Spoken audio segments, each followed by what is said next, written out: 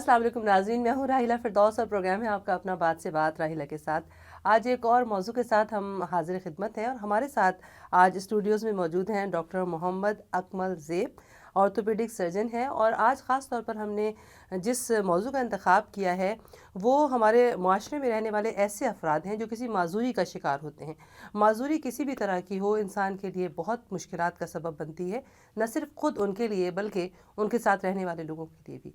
तो आज हम जानना चाहेंगे डॉक्टर मोहम्मद अकमल ज़ेब साहब से कि ये जो अवामिल हैं इनके हवाले से ये क्या कहते हैं और फिर इन मुश्किलात को हल करने के हवाले से हमारी सोसाइटी में किस तरह से हम उसमें उनको अपनी सोसाइटी का हिस्सा बना सकते हैं। सबसे पहले आज के इस प्रोग्राम में डॉक्टर मोहम्मद अकमल ज़ेब साहब को खुशामदीद कहेंगे। Thank you very much doctor साहब, आज आप हमारे साथ शामिल हैं इस गुफ्तगू में। और जैसे कि आपने देखा कि हमारा जो मौजू है वो माज़ूर अफराद के हवाले से है, तो आप क्या समझते हैं कि माज़ूरी जो है, सबसे पहली बात तो ये है कि वो किसी भी मुआशरे में रहने वाले लोग जो माज़ूर होते हैं वो उनके लिए तो मसाइल का शिकार होती ही है, लेकिन साथ साथ उनके साथ रहने वाले लोगों के लिए भी। तो माज़ूर आपकी नज़र में किसे कहा जाता है? बिस्मिल्लाहिर्रहमानिर्रहीम। सबसे पहले तो अस्सलाम वालेकुम। आज आपने एक बड़ा इम्पोर्टेंट टॉपिक रखा है जिसकी डिस्कशन मेरे ख़्याल में हमारे मुल्क में होना बहुत ज़रूरी है। जिस टॉपिक का आपने इंतख़ाब किया इसको माज़ूर अफराद या माज़ूरी, आम तौर पे हम इसको डिसेबिलिटी कहते हैं। जी बिल्कुल। तो जो डिसेबिलिटी है इसकी दो वजूहात होती हैं। कुछ डिसेबिलिटीज़ ऐसी होती हैं जो पैदाइशी तौर पे आती हैं जिनको हम कंजेनिटल डिसेबिलिटीज़ कहते हैं या कंजेनिटल डिफॉर्मिटीज़ कहते हैं।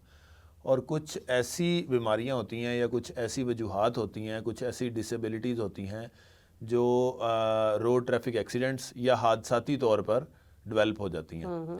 तो इस लिहाज से जो डिसेबिलिटी है या मजूरी है उसको हम दो तरह डिवाइड करते हैं। पहले नंबर पे पैदाइशी वजूहात और दूसरे नंबर पर जो हादसाती वजूहात होती हैं। तो इसको जब हम देखते हैं तो जो कंजेनिटल एनॉमलीज़ हैं, जो पैदाइशी डिफॉर्मिटीज़ हैं, वो बच्चे या वो अफराद जो पैदाइशी तौर पे माजूर होते हैं उनको इलाज के लिए चीज़ें या तरीक़ाकार बहुत हमारे पास लिमिटेड रह जाते हैं जिनके ज़रिए हम वो एनॉमलीज़ या उन चीज़ों को बेहतर कर सकते हैं। लेकिन वो चीज़ें जो वो माजूरी जो डेवलप होती है किसी हादसाती तौर पर या किसी एक्सीडेंट की वजह से या किसी रोड ट्रैफिक एक्सीडेंट की वजह से, अगर उसको प्रॉपर बर वक्त इलाज किया जाए तो उसको हम अपने एक चलते फिरते इंसान को माजूरी से बचा सकते हैं। अच्छा, वैसे माजूरी के हवाले से कहा जाता है कि बहुत सारे बच्चे जो है वो जब डिलीवरी का टाइम होता है उस वक्त कुछ ऑक्सीजन वगैरह की कमी की वजह से डिसेबल हो जाते हैं। हालांकि उनकी जो उससे पहले के टाइमिंग होते हैं उसमें वो नॉर्मल ही हो रहे होते हैं, लेकिन डिलीवरी के टाइम पे जो है वो कुछ ऐसी सिचुएशंस आ जाती हैं जिसकी वजह से वो डिसेबल हो जाते हैं। हाँ जी, ये आपने बड़ा ज़बरदस्त सवाल पूछा है।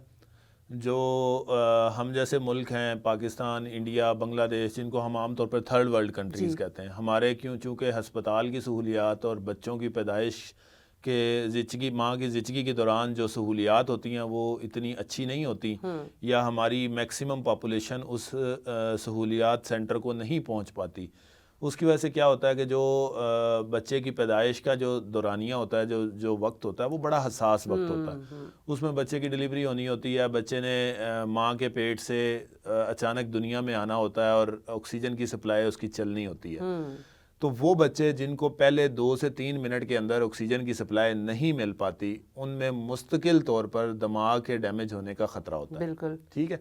और इस दिमाग के डैमेज होने को हम अपनी एक लैंग्वेज में इसको कहते हैं कि सेरिब्रल पाल्सी या सीपी चाइल्ड। ठीक है। ये वो बच्चे होते हैं जिनके दिमाग को काम करने के लिए फौरी तौर पर ऑक्सीजन नहीं मिल पाती। जब ऑक्सीजन नहीं, हमारे पूरे जिस्म में सबसे हसास जो पट्टा या टिश्यू या जानदार चीज़ है वो है हमारा दिमाग। ठीक है। हमारे पट्ठों को, हमारी हड्डियों को अगर 10 मिनट ऑक्सीजन ना मिले तो हो सकता है वो सर्वाइव कर जाएं, लेकिन हमारा दिमाग एक ऐसी चीज़ है जिसको अगर 2 से 3 मिनट तक ऑक्सीजन की सप्लाई ना मिले तो वो सर्वाइव नहीं कर सकता। तो जो पैदाइशी बच्चा होता है, जो पैदा होता है, अगर उसको पहले 2 से 3 मिनट में उसका फेफड़ों का निज़ाम या सांस का निज़ाम ना चल सके तो क्या होगा, ऑक्सीजन की सप्लाई पूरे जिस्म को नहीं हो पाएगी। جب آکسیجن کی سپلائی نہیں ہوگی تو جو برین ٹیشو ہے، آپ کو میں نے جیسے پہلے بتایا کہ وہ بڑا سینسٹیو ہے. جب برین ٹیشو کو آکسیجن نہیں ملے گی تو برین ٹیشو ڈیمیج ہونا شروع ہو جائے گا، اور وہ ڈیمیج irreversible ہوتا ہے. وہ ایسا ڈیمیج ہوتا ہے جس کو ہم کسی دوائی سے کسی طریقہ کار سے ٹھیک نہیں کر سکتے. اور وہ جو بچے ہوتے ہیں جن کو ہم سی پی چائلڈ کہتے ہیں، ان کو پھر لائف لانگ اسی پالسی کے ساتھ، اسی ڈیمیجڈ برین کے ساتھ اپنی زندگی گزارنی ہوتی ہے. اور یہی وجہ ہے کہ جو سی پی چائلڈز ہوتے ہیں ان کی اکثریت ہمارے تھرڈ ورلڈ کنٹریز میں بہت زیادہ ہے. یہی میں اس لیے پوچھنا چاہتی ہوں کہ ویسے ہم کہتے ہیں کہ دنیا بھر میں معذور تو بہت سارے ممالک میں ہوتے ہیں، ترقی یافتہ ممالک میں بھی ہوتے ہیں. بالکل اور لیکن یہ ہے کہ یہ جو ہمارے ہاں کے ممالک کے مسائل ہیں ذرا دوسری طرح کے ہیں. تو اس میں جو یہ جسے کہتے ہیں نا کہ ہمارے ہاں چیزوں کو جو ہے وہ صحیح طریقے سے دیکھا نہیں جاتا، اور اس کے نتیجے میں جو ہے وہ گھر والوں کو ایک ظاہر ایک ایسا انسان جو دنیا میں ہے لیکن وہ گھر والوں کے لیے بھی ایک امتحان ہوتا ہے. تو آپ کا کیا خیال ہے کہ ایسے جو بچے ہوتے ہیں معذور، ان کی جو ہے وہ لائف کتنی ہوتی ہے عموماً؟ دیکھیں، سائنس وقت کے ساتھ ساتھ ترقی کر رہی ہے، ٹھیک ہے. اب بڑے اچھے ریہیبلیٹیشن کورسز آ گئے ہیں، ریہیبلیٹیشن سائنس آ گئی ہے. ایک میڈیسن کی ایک پراپر فیلڈ ہے ریہیبلیٹیشن، جس میں ڈاکٹرز کو ٹرینڈ کیا جاتا ہے کہ وہ جو کنجینیٹل انوملیز والے بچے ہوتے ہیں یا وہ جو ایکسیڈنٹل انوملیز والے لوگ ہوتے ہیں ان کی ریہیبلیٹیشن کو سپیڈ اپ کر سکیں، فاسٹ کر سکیں، ٹھیک ہے. تو جو سی پی چائلڈ ہوتا ہے یا جو پیدائشی معذور بچہ ہوتا ہے، اگر اس کو پراپر ریہیبلیٹیشن ملے، اس کا برین ایک حد تک ڈیمیج ہو، تو وہ ایک لمبی زندگی گزار سکتا ہے. اس میں کوئی مطلب سی پی چائلڈ ہونے کا یہ مطلب نہیں ہے کہ ہی ول ڈائی ارلیئر، ٹھیک ہے. سی پی چائلڈ ہونے کا مطلب یہ ہے کہ اس بچے کو عام بچوں سے زیادہ کیئر کی ضرورت ہے. اس بچے کو عام بچوں کی نسبت ریہیبلیٹیشن کورسز اور ریہیبلیٹیشن کیئر کی ضرورت ہے. اگر آپ وہ دیں گے ہو سکتا ہے وہ تھوڑے لمبے عرصے تک اپنی زندگی گزار سکیں. اگر ریہیبلیٹیشن نہیں ملے گی تو ان بچوں کے لیے سروائیو کرنا تھوڑا مشکل ہوتا ہے. لیکن ایک بات اور بھی ہے، وہ یہ کہ آپ کا کیا خیال ہے کہ یہ تو آپ کہہ رہے ہیں ہم ان کی لمبی زندگی کرنے کی کوشش کریں، یا پھر ہم ان کو جو بھی ان کی نیچرل ایج ہے اس تک ہی رہنے دیں. آپ کیا سمجھتے ہیں کہ معاشرے میں جو ایسے بچے ہوتے ہیں، خاص طور پہ ہمارے ممالک میں جہاں پہ ان کے لیے سہولیات بھی زیادہ نہیں ہوتی ہیں، گھر والوں کے لیے بھی مسائل ہوتے ہیں، آپ کیا سمجھتے ہیں ان کو جو ہے وہ ہمیں اس طرح کے ٹریٹمنٹ کی ضرورت ہوتی ہے، یا بس ان کو نیچرلی جو بھی ان کی ایج ہے اس پہ رہنا چاہیے؟ دیکھیں، اصل چیز یہ ہے کہ جو بچہ ہے وہ پیرنٹس کے لیے تو اتنا ہی امپورٹنٹ ہے. بے شک وہ سی پی چائلڈ ہے، بے شک وہ نارمل چائلڈ ہے، وہ انسان ہے. تو جب ہم اس کو ریہیبلیٹیشن پہ ڈالتے ہیں، ہم اصل میں اس کی تکلیف بھی کم کر رہے ہوتے ہیں. اچھا، ٹھیک ہے. جو کنجینیٹل انوملی ہے یا سی پی چائلڈ ہے، اس میں سی پی چائلڈ ہونا تو ایک الگ چیز ہے، اس میں اور بہت سی بیماریاں ساتھ ساتھ شروع ہو جاتی ہیں. اگر ہم ریہیبلیٹیشن نہیں دیں گے تو بچے کے مسل سٹف ہونا شروع ہو جائیں گے، اس کے جوڑ سٹف ہونا شروع ہو جائیں گے، اس کے پٹھے اکڑنا شروع ہو جائیں گے. تو کیا ہوگا کہ وہ بچہ چل پھر نہیں سکے گا، وہ اپنا ہاتھ نہیں ہلا سکے گا. اس کا برین تو ڈیمیج تھا ہی تھا، لیکن جو اس کے پٹھے، اس کی ہڈیاں، اس کے جوڑ ڈیمیج ہو رہے ہیں، وہ ڈیمیج ہو رہے ہیں ریہیبلیٹیشن کے نہ ملنے کی وجہ سے. ٹھیک ہے. تو وقت مطلب یہ سمجھ سکتے ہیں کہ ہم وہ جتنی بھی زندگی جیتا ہے وہ ایک تکلیف کے عالم میں بھی ہوتا ہے. ہم نے اس کی تکلیف کو کم کرنے کے لیے اس کو ریہیبلیٹیشن دے دی. کیونکہ بہرحال میں وہی کہتی ہوں نا، اللہ تعالیٰ کی دی ہوئی نعمت ہے اولاد، اور ظاہر ہے اگر وہ معذور بھی ہے تو ہماری زندگی کا حصہ ہے، تو اسے ہمیں بہتر نگہداشت کرنی چاہیے. اچھا، دوسری طرف یہ بھی کہتے ہیں کہ ہمارے ہاں معاشرے میں جو ہے وہ معذور افراد ایک تو ایسے ہوتے ہیں جو پیدائشی طور پر ہوتے ہیں، حادثاتی بھی ہوتے ہیں.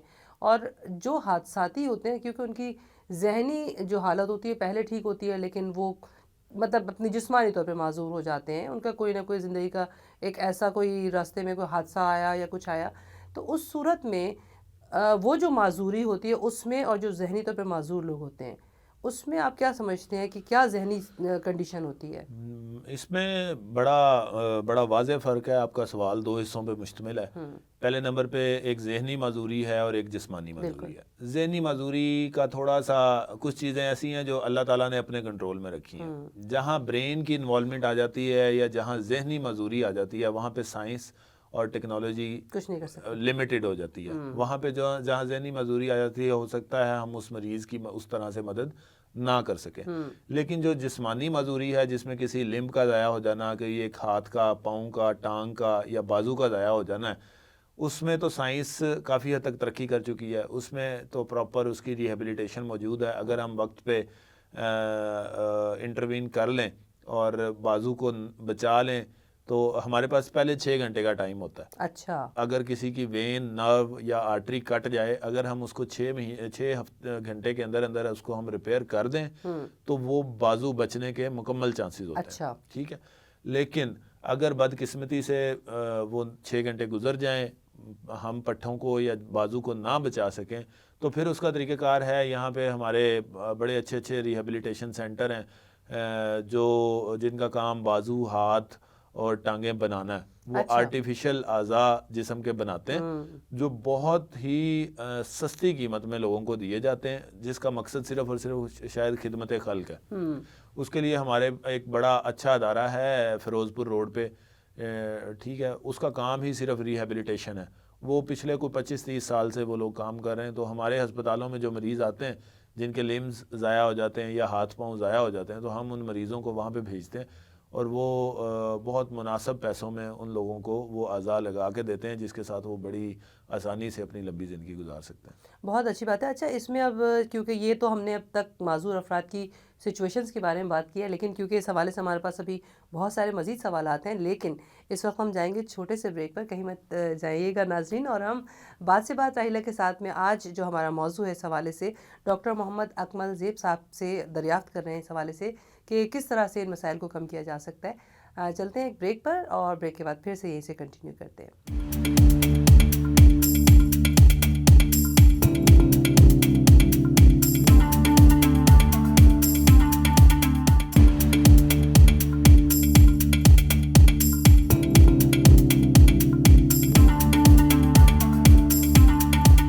ناظرین, ایک بار پھر بریک کے بعد موجود ہیں اسٹوڈیوز میں. اس وقت ہمارے ساتھ ڈاکٹر محمد اکمل زیب صاحب موجود ہیں اور بات چیت ہو رہی ہے معذوری کے حوالے سے.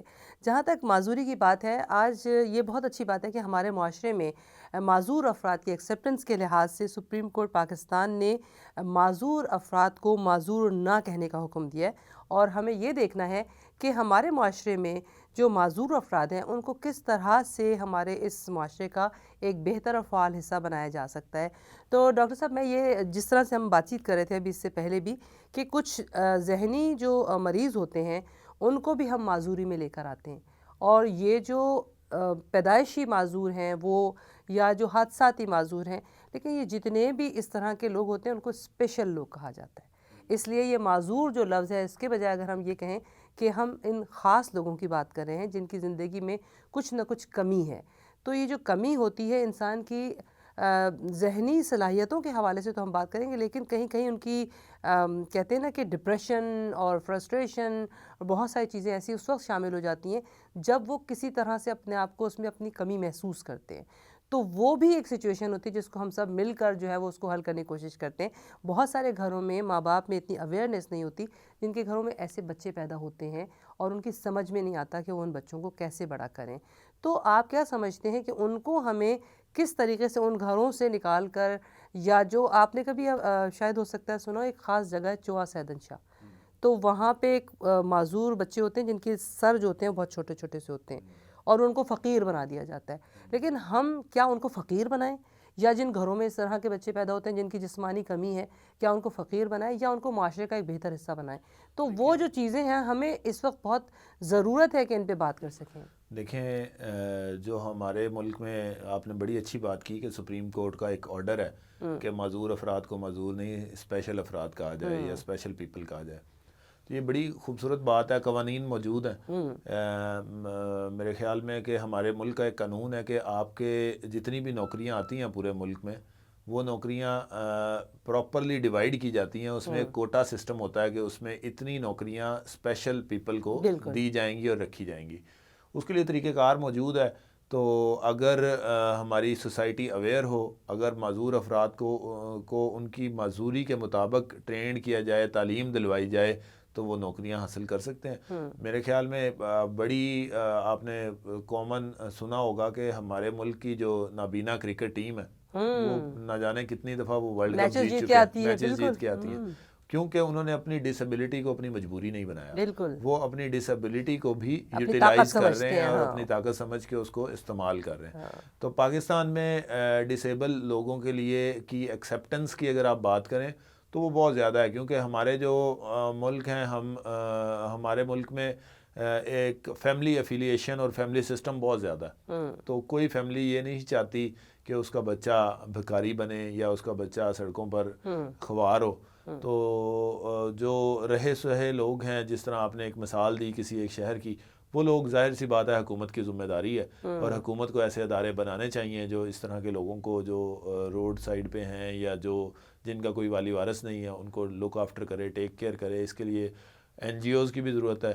جو بڑے لوگ ہیں، جو فیکٹری اونرز ہیں یا جو اس ملک کی کریم ہے، ان پہ کا یہ فرض بنتا ہے کہ وہ آگے آئیں اور اس طرح کے ادارے بنانے میں حکومت کی مدد کریں، جو ادارے اس طرح کے لوگوں کو لک آفٹر کر سکیں یا ٹیک کیئر کر سکیں. بالکل، اس طرح کے ادارے نہ صرف یہ کہ یہاں پر بلکہ پوری دنیا میں موجود ہیں، اور عالمی سطح پر اس طرح کے لوگوں کے لیے خاص طور پر اب بہت سارا کام ہو رہا ہے. اور پاکستان ہمارا ملک جو ہے اس میں ایک تو خیر یہ بات بھی ہے کہ بہت ساری جو مسائل بھی ہیں، لیکن اس کے ساتھ ساتھ لوگ درد دل بھی رکھتے ہیں اور کوشش کرتے ہیں کہ ایسے لوگوں سے اپنی ہمدردی اور محبت کا اظہار کر سکیں. اس حوالے سے کچھ سکولز بھی ہیں یہاں پر.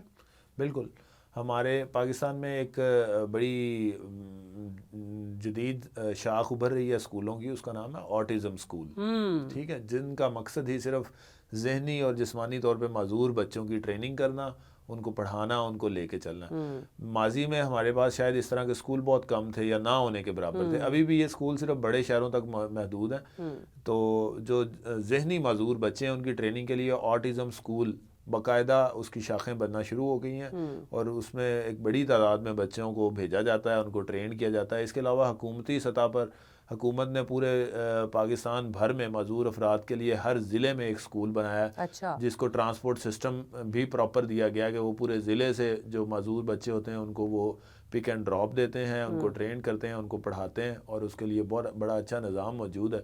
بہرحال آبادی بڑھنے کے ساتھ ساتھ اس نظام کو بھی بڑھانے کی اور مضبوط کرنے کی ضرورت ہے، تاکہ ہم جو معذور افراد ہیں ان کو تعلیم ان تک پہنچ سکے. ہاں بے شک، کیونکہ وہ کہتے ہیں نا کہ اللہ تعالیٰ نے اگر آپ میں بہت ساری صلاحیتیں رکھی ہیں تو ان معذور افراد میں بھی کہیں کمی ہے تو کہیں بہت ساری اس کے جواب میں اضافی صلاحیتیں بھی ہوتی ہیں، اور ہمارا یہ کام ہے کہ ہم ان میں سے ان صلاحیتوں کو اجاگر کریں اور دیکھیں کہ وہ کس کام کی طرف زیادہ بہتر مائل ہو سکتے ہیں. اچھا، میں نے یہ بھی دیکھا کہ بہت ساری اس طرح کی جو بچیاں ہوتی ہیں یا ان کو دستکاری وغیرہ کے یا دوسرے کاموں میں لگایا جاتا ہے تو وہ بہت ہی اچھے اور پازیٹیو طریقے سے وقت کو گزارتی ہیں.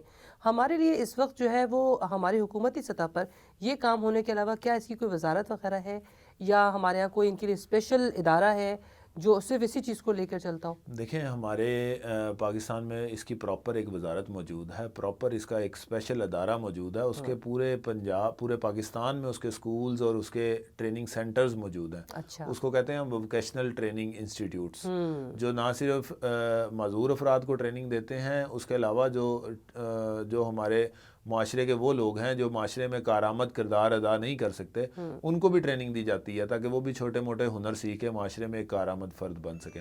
لیکن دوسری طرف ہمارے اپنے ہی کچھ گھروں میں لوگ ایسے ہوتے ہیں، وہ سمجھتے ہیں کہ بھئی یہ بچے جو ہیں یہ تو صرف ان کا مقصد زندگی کا ہے کہ ان کو کھانا کھلا دو یا بس ان کی ٹیک کیئر کر لو، لیکن ان کو کہیں نہیں بھیجنا. کچھ بچے ایسے بھی ہوتے ہیں جو بالکل کہیں نہیں جا سکتے. دیکھیں، وہ یہ چیزیں ڈیپینڈ کرتی ہیں آپ کی ڈسیبلٹی لیول پہ. ہاں کہ ڈسیبلٹی لیول کتنا ہے. کچھ بچے ایسے ڈسیبل ہوتے ہیں جو چل پھر سکتے ہیں، وہ کوئی کام بھی کر سکتے ہیں، وہ سمجھتے بھی ہیں بات کو، وہ بول نہیں پاتے. ٹھیک ہے، یا کچھ بچے ایسے ہوتے ہیں جو سن نہیں پاتے، کچھ بچے ایسے ہوتے ہیں جو چل نہیں پاتے. تو آپ نے کسی بھی ڈسیبل پرسن کو اگر ٹریٹ کرنا ہے یا اس کو ریہیبلیٹیشن دینی ہے یا اس کو ایجوکیٹ کرنا ہے تو اس کی جو ڈسیبلٹی ہے اس کو مائنڈ میں رکھتے ہوئے کرنا ہے. جس لیول کی ڈسیبلٹی ہوگی ہم اس کو اس لیول کی ریہیبلیٹیشن دیں گے. اچھا، کچھ لوگ یہ کہتے ہیں جینیٹکس میں بھی یہ ہے کہیں نہ کہیں ڈسیبلٹی چل رہی ہوتی ہے، اور خاص طور پر یہ جو خاندانوں میں شادیوں کا سلسلہ ہوتا ہے اس میں بہت زیادہ لوگ آج کل بہت اوائڈ کرنے لگے. پہلے تو اس چیز کی اویئرنیس نہیں. دیکھیں، اللہ تعالیٰ کا ایک نظام ہے، جو انسانی جسم ہے اور انسانی سسٹم ہے وہ جینز کے ذریعے کنٹرول کیا جاتا ہے. تو جو جینز ہیں وہ جینز کی ایک کوالٹی ہے کہ جینز اگر شفل ہوتے رہیں تو یہ فریش رہتے ہیں. ٹھیک ہے، جب ڈسیبلٹی کا بڑا ایک کلوز تعلق کزن میریجز سے ہے، بالکل ہے، کوئی شک نہیں ہے اس بات میں. تو جو کزن میریجز ہوتی ہیں وہ ایک رسک فیکٹر ہے کہ اس میں آپ کے جینز کو ریفریش ہونے کا موقع نہیں ملتا. آپ کے جینز، ایک ہی فیملی کے جینز بار بار کراس اوور ہوتے رہتے ہیں. لیکن اگر آپ آؤٹ آف دی فیملی یا آؤٹ آف دی وے نئے لوگوں میں شادی کرتے ہیں تو آپ کے جینز جو آپ کی نئی جنریشن میں شفٹ ہو رہے ہوتے ہیں وہ ایک نئے کمبینیشن کے ساتھ آتے ہیں، تو اس میں ڈسیبلٹی کے چانسز بہت کم ہو جاتے ہیں. یہ بات آپ کی بالکل ٹھیک ہے. اچھا، اس کے علاوہ بہت سارے لوگوں کو میں نے آج کل یہ بھی دیکھا ہے کہ وہ لوگ بلڈ ٹیسٹ کراتے ہیں. وہ یہ کہتے ہیں کہ کوئی خاص جو ہمارا بلڈ گروپ ہوتا ہے ان کی آپس میں شادیوں سے بھی جو ہے وہ ڈسیبلٹی کے لیکن امکانات وہ ہوتے اس ہیں. میں دو چیزیں ہیں. ایک بڑی خون کی ایک بڑی کامن بیماری ہے جس کا نام ہے تھیلیسیمیا. آپ نے سنا ہوگا. بہت زیادہ ہے وہ. ہاں جی. تھیلیسیمیا دو طرح سے پریزنٹ کرتی ہے، یا تو وہ تھیلیسیمیا پراپر ڈیزیز ہوتی ہے یا وہ تھیلیسیمیا ٹریٹ ہوتا ہے. تو کئی دفعہ یہ ہوتا ہے کہ ایک انسان ویسے تو نارمل زندگی گزار رہا ہوتا ہے لیکن وہ تھیلیسیمیا کا ٹریٹ لے کے کیری کر رہا ہوتا ہے. ٹھیک ہے. تو اگر کسی ایسے انسان کی جس میں تھیلیسیمیا کا ٹریٹ ہو اور اس کی شادی بھی اسی انسان سے ہو جائے جس کے پاس تھیلیسیمیا کا ٹریٹ ہے، تو ان کی شادی سے جو بچہ پیدا ہوگا وہ تھیلیسیمیا کا پراپر پیشنٹ پیدا ہوگا.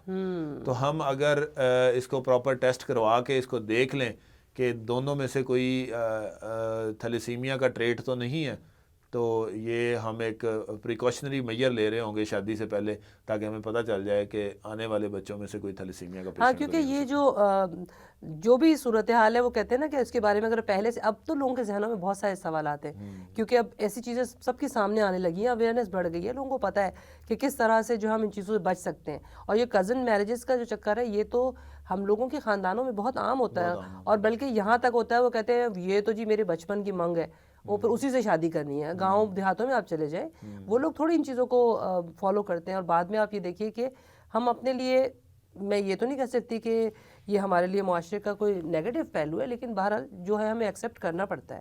اب اس میں یہاں تک سوال ہے کہ جی کچھ معذوری تو یہ ہے، اس کے ساتھ ساتھ ہمارے ہاں باقاعدہ اگر آپ سڑکوں پر دیکھیں تو بہت بڑی تعداد میں آپ کو بھکاری نظر آتے ہیں جن کی انگلیاں، ہاتھ، پاؤں کٹے ہوئے ہوتے ہیں، وہ بھیک مانگ رہے ہوتے ہیں، اور ان کو ایک باقاعدہ پورا ایک سسٹم ہے جو کنٹرول کر رہا ہوتا ہے، اور اس سسٹم میں ان کو ایک گروپس کی شکل میں مختلف سڑکوں پر چھوڑ دیا جاتا ہے اور وہ جگہ جگہ بھیک مانگنے لگ جاتے ہیں. ایسے معذور لوگوں کو آپ کیا کہیں گے؟ ہمارے معاشرے میں ان کا کردار کیا ہے؟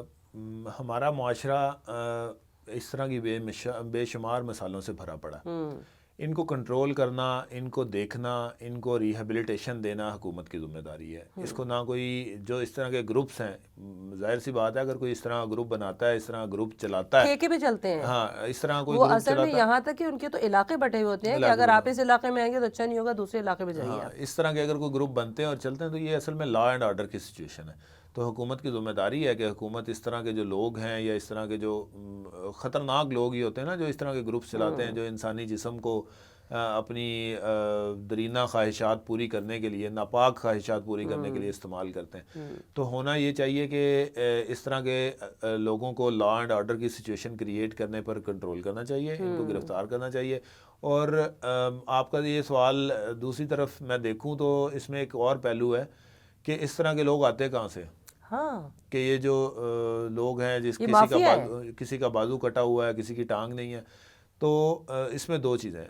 پہلے نمبر پہ تو ہمارے پاکستان میں طریقہ علاج بڑا مشکل ہے. ٹھیک ہے. وہ آدمی جس کی ٹانگ ضائع ہو گئی ہے یا ہاتھ ضائع ہو گیا ہے یا بازو ضائع ہو گیا ہے، وہ کچھ تو وہ بیماریاں ہوتی ہیں جن میں وہ چند دنوں میں ضائع ہو جاتا ہے. کچھ بیماریاں ہوتی ہیں جن کو ہم کرونک ڈیزیز کہتے ہیں، جو لمبے عرصے تک چلتی ہیں، سال، 6 سال، 5 سال، 7 سال، اور آہستہ آہستہ ان کی بیماری ان کے لمب کو ضائع کر رہی ہوتی ہے. تو اس ڈسیبلٹی میں جو ہماری ذمہ داری ہوتی ہے، ہمارے ہاسپٹلس کی ذمہ داری ہوتی ہے کہ ہم اس کو ساتھ ساتھ لے کے چلیں اور اس کو ٹریٹ کریں. لیکن انفارچونیٹلی ہمارے ہاسپٹلز اتنے اوور برڈنڈ ہیں کہ ہم اس طرح سے اپنے مریضوں کو لے کے نہیں چل سکتے. جو پرائیویٹ سیٹ اپس ہیں وہ اتنے ایکسپینسو ہیں کہ ایک عام آدمی وہاں پہ جا نہیں سکتا، وہاں سے ٹریٹمنٹ نہیں لے سکتا. تو اس وجہ سے یہ ان لوگوں کے لیے مشکل ہو جاتا ہے. تو پھر جو بندے کی لمب ضائع ہو گیا ہے یا اس کا پاؤں ضائع ہو گیا، ہاتھ ضائع ہو گیا ہے، اور اس کے بعد اس کا پراپر فیملی بیک گراؤنڈ نہیں ہے، وہ ایک اچھی فیملی سے نہیں ہے، وہ اس کا کسی امیر گھرانے سے تعلق نہیں ہے، تو اس کے لیے سروائیو کرنا ناممکن ہو جاتا ہے. وہ پھر اس طرح کے گروپس اور اس طرح کے لوگوں کے ہتھے چڑھ جاتا ہے، وہ پھر اس کو استعمال کرتے ہیں. تو حکومت نے ایک بڑا اچھا انیشیٹو لیا ہے ابھی ریسنٹلی، پاکستان ہیلتھ انصاف کارڈ.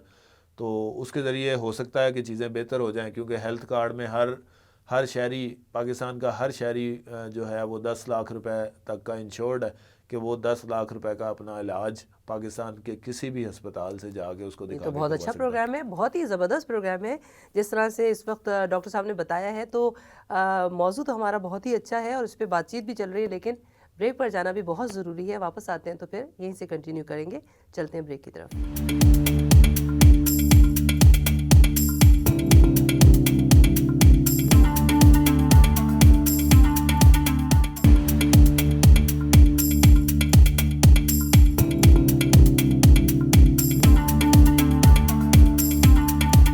بات سے بات راہیلہ کے ساتھ میں اس وقت بات چیت ہو رہی ہے معذوری کے حوالے سے، اور ہمارے ساتھ ڈاکٹر صاحب یہاں موجود ہیں اسٹوڈیوز میں، اور آپ نے بڑی اہم معلومات ہمارے دیکھنے والوں کو فراہم کی.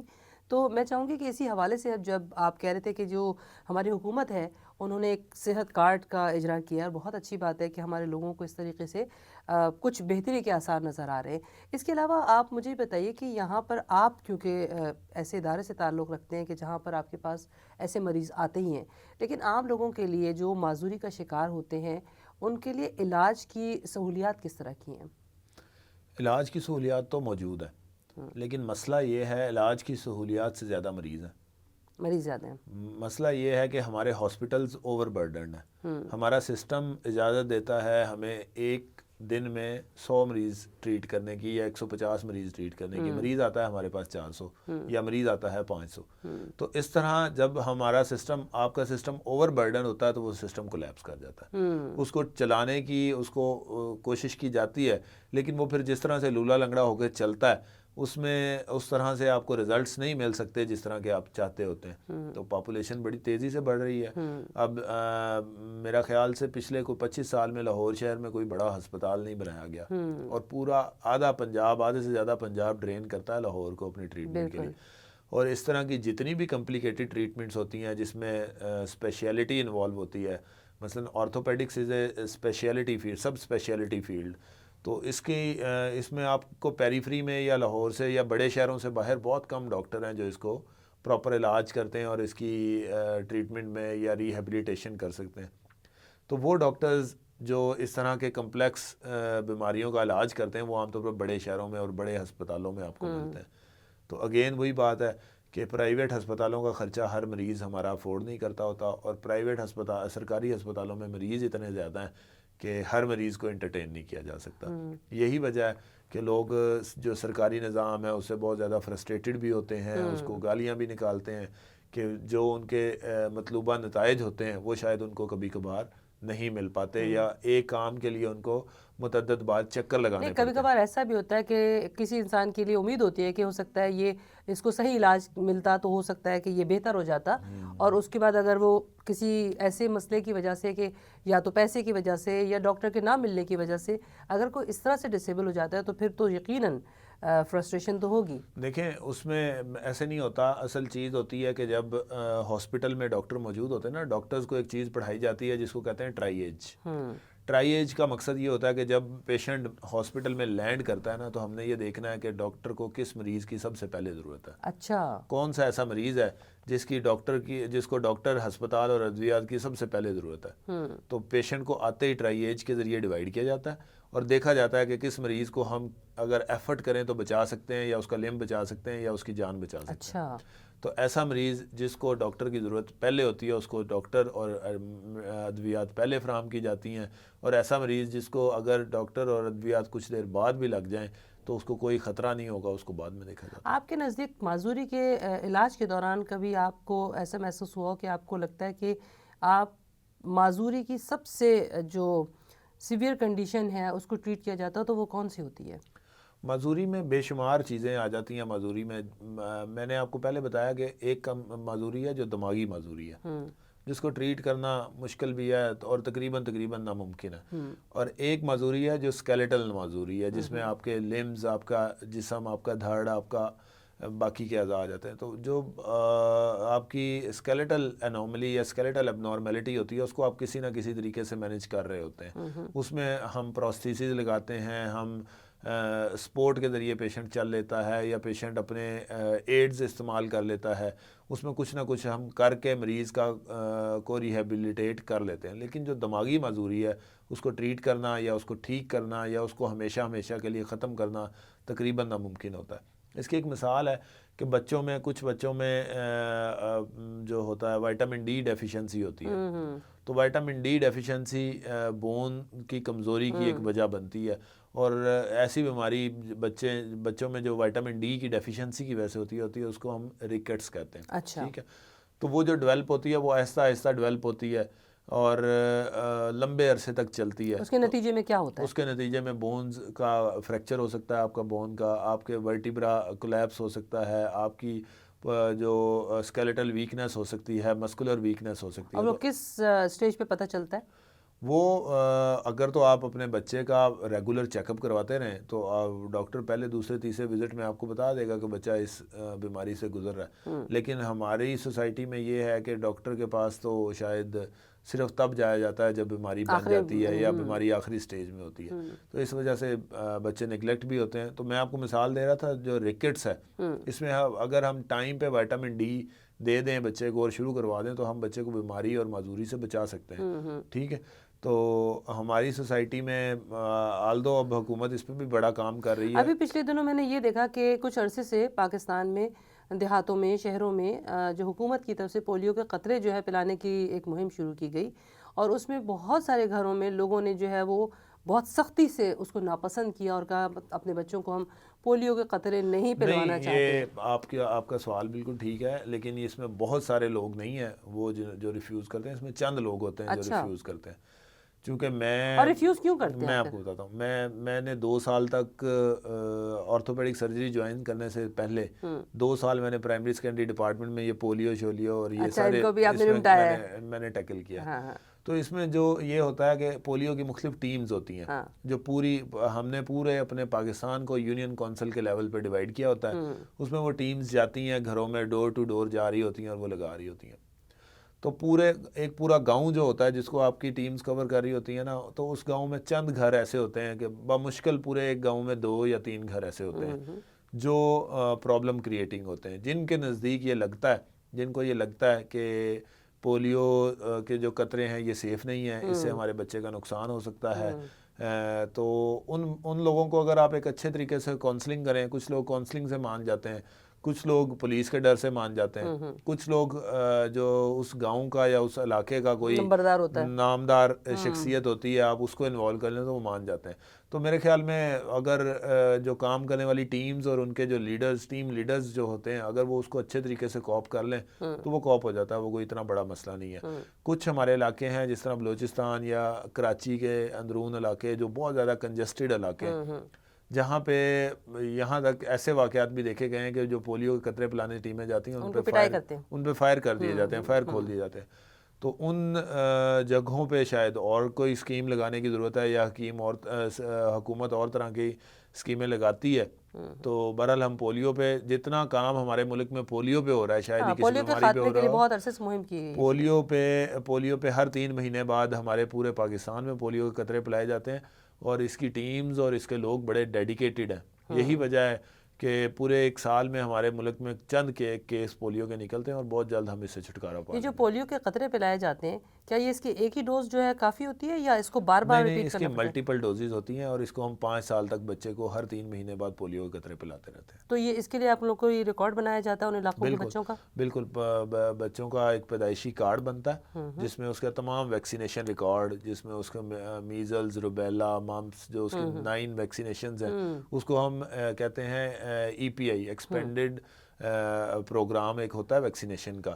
تو وہ پروگرام پورے پاکستان کی سطح پہ چلتا ہے اور وہ کارڈ پیرنٹس مینٹین رکھتے ہیں اور بچوں کو جب قطرے پلائے جاتے ہیں یا ویکسینیشن لگائی جاتی ہے اس کارڈ پہ انٹری کی جاتی ہے. تو آپ کا کیا خیال ہے کہ لوگ جو ہیں وہ خود اپنے طور پر ولنگلی آتے ہیں اور آگے خود بچوں کو قطرے پلاتے ہیں یا پھر اسی طرح ایک پروگرام کے تحت جا کر ہی ان کے گھروں میں لگائے جاتے ہیں؟ Mostly population, majority of the population خود ولنگ ہوتی ہے ویکسینیشن لگوانے کے لیے اور وہ کرواتے ہیں اور لگواتے ہیں. لیکن چونکہ ہم 3rd ورلڈ کنٹریز ہیں تو ہماری ایک کافی پاپولیشن ایسی ہے جو اس طرح سے ایجوکیٹڈ نہیں ہے، تو ان میں سے کچھ گھر ایسے ہوتے ہیں جن کو پیچھے جانا پڑتا ہے اور جن کو زبردستی لگوانے پڑتے ہیں، لیکن موسٹ آف دی پاپولیشن ہماری اپنی ولنگنیس سے لگواتی ہے، اس میں کوئی بہت زیادہ پرابلمز نہیں آتی ہیں. کیونکہ دیکھیں یہ بھی ایک معذوری کی قسم ہے، تو اس میں ظاہر ہے کہ بہتری کے جو آثار ہو سکتے ہیں اور بہتری کی گنجائش ہے، کیوں نہ اس پر عمل درآمد کیا جائے. میں چاہوں گی کہ پروگرام کے اختتام پر آپ ہمارے دیکھنے والوں کو کوئی ایسی بات یا کوئی ایسی چیز جس سے کہ ہمارے جو معذور افراد ہیں یا اسپیشل ہمارے لوگ ہیں ان کی بہتری کے لیے ہم کچھ کر سکیں، یا ان کی وہ ضروریات جو عموماً عام لوگوں کو ہو سکتا ہے نہ پتہ ہوں، لیکن آپ ان کو بتائیں جس کی وجہ سے وہ جس چیز کی ان کو واقعی ضرورت ہے وہ ان کو پرووائڈ کی جا سکے. دیکھیں جس طرح ہم نے معذوری کی بات کی، تو معذوری دو طرح کی ہم نے بتائی، ایک کنجینٹل معذوری یا پیدائشی معذوری، اور ایک اسکیلیٹل معذوری یا حادثاتی معذوری. تو جو ہمارے کنجینٹل انوملی والے لوگ ہیں، جو بچے پیدائشی طور پہ معذور پیدا ہوتے ہیں، ان بچوں کو بہت زیادہ کیئر کی ضرورت ہوتی ہے، ان بچوں کے لیے ریہیبلیٹیشن کورسز کی ضرورت ہوتی ہے.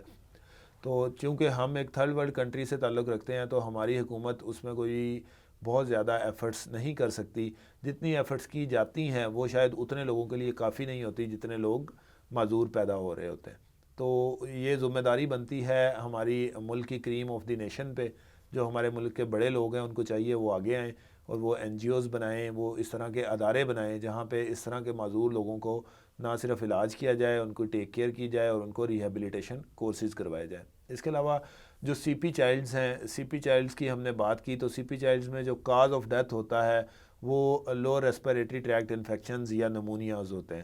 تو اگر ہم ان بچوں کی پیرنٹس کو ٹریننگ دیں، پیرنٹس ان کی کیئر کرنے کے طریقہ کار سیکھیں، تو ہم ان بچوں کو نمونیاز سے بچا سکتے ہیں. تو وہ بچے اگر سی پی چائلڈز کو ہم نمونیا سے بچا لیں تو ہم ان کی لائف کو لمبا کر سکتے ہیں اور ہم ان کی تکلیف کو کم کر سکتے ہیں. اس کے بعد جو حادثاتی معذوری یا اسکیلیٹل معذوری ہوتی ہے، تو سائنس بڑی ترقی کر رہی ہے، دنیا بڑی ترقی کر رہی ہے، تو کوئی بھی مسئلہ ہو، لمب کا مسئلہ ہو، ہاتھ کا مسئلہ ہو، پاؤں کا مسئلہ ہو، بازو کا مسئلہ ہو، تو فوری طور پہ کسی اچھے ریہیبلیٹیشن سینٹر یا آرتھوپیڈک سینٹر سے آپ کو رجوع کرنا چاہیے اور وہاں سے بیسٹ پاسبل ٹریٹمنٹ لینی چاہیے.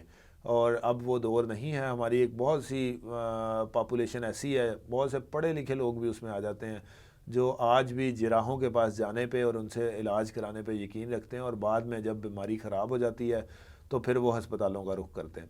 تو اس ٹائم پہ آ کے وہ نہ صرف وسائل کا ضیاع کرتے ہیں بلکہ ڈاکٹر کا ٹائم بھی ضائع کر رہے ہوتے ہیں. تو جیسے ہی کوئی بیماری، معذوری یا کوئی مسئلہ ہو، آپ کو فوری طور پہ اپنے علاقے کے ایک اچھے آرتھوپیڈک سرجن یا اپنے علاقے کے بڑے ہسپتال جہاں پہ ایک بڑا آرتھوپیڈک سینٹر ہو وہاں پہ رجوع کرنا چاہیے اور ڈاکٹر کی ہدایات کے مطابق بیسٹ پاسبل ٹریٹمنٹ لینی چاہیے. بہت خوب، بہت زبردست. آپ نے پورے پروگرام کا احاطہ کر لیا، پوری گفتگو کو آپ نے جو ہے مکمل کر دیا. ڈاکٹر محمد اکمل زیب صاحب، آرتھوپیڈک سرجن، آج ہمارے اس پروگرام میں ہمارے ساتھ موجود تھے. ان کا شکریہ ادا کریں گے، اور ساتھ ساتھ میں یہی کہوں گی کہ ان تمام چیزوں کے علاوہ آپ اپنے ساتھ رہنے والے ایسے اسپیشل لوگوں کو، ایسے بچوں کو خصوصی محبت اور پیار دیں، کیونکہ آپ کی یہ جو کوشش ہے اس سے نہ صرف آپ خود بلکہ اللہ تعالیٰ بھی بہت خوش ہوگا. اور اس طرح کی صورتحال جن گھروں میں ہوتی ہے ان کے لیے یقیناً مسائل تھوڑے سے زیادہ ہوتے ہیں، لیکن ان کو ہو سکتا ہے کہ آپ اپنی محبت سے کم کر سکیں. تو آج کے اس پروگرام میں بات سے بات راحیلہ کے ساتھ میں اپنی میزبان راحیلہ فردوس کو اجازت دیجیے. اگلے ہفتے پھر ملیں گے ایک نئے پروگرام، ایک نئے موضوع کے ساتھ. تب تک کے لیے اللہ حافظ.